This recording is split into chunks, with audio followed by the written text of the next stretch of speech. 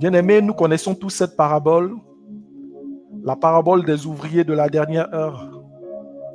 Et nous avons pour habitude de retenir en fait cette fameuse maxime qui dit les premiers seront les derniers, comme pour encourager le fait que ces ouvriers de la dernière heure ont reçu un coup de grâce de la part de Dieu, de la part du maître de la vigne qui est en fait le symbole de Dieu. Mais je veux te faire comprendre en fait quelque chose que ces ouvriers avaient.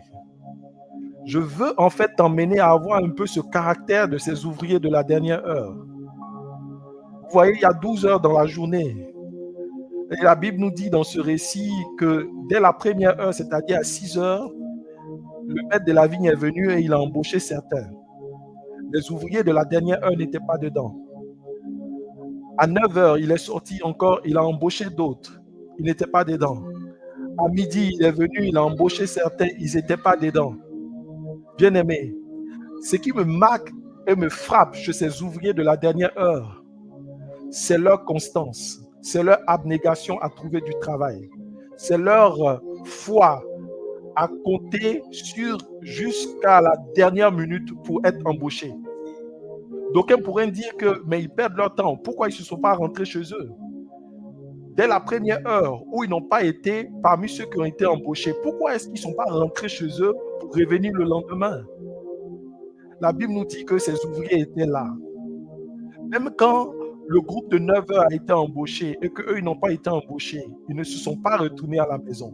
Le groupe de midi a été embauché et ils n'ont pas été embauchés, ils ne se sont pas retrouvés à la maison. Le groupe de 15 heures peut-être a été embauché. Eux, ils ne se sont pas découragés, ils ne se sont pas retournés à la maison.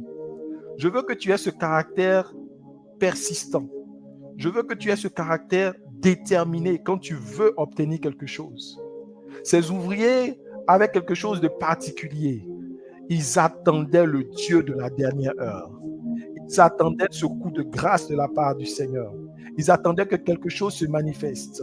Et parce qu'ils ont attendu, ils ont eu la réponse. Professionnel, toi aussi tu attends peut-être ta promotion.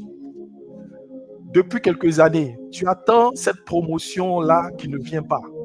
Tu attends cette ascension dans le niveau professionnel qui ne vient pas.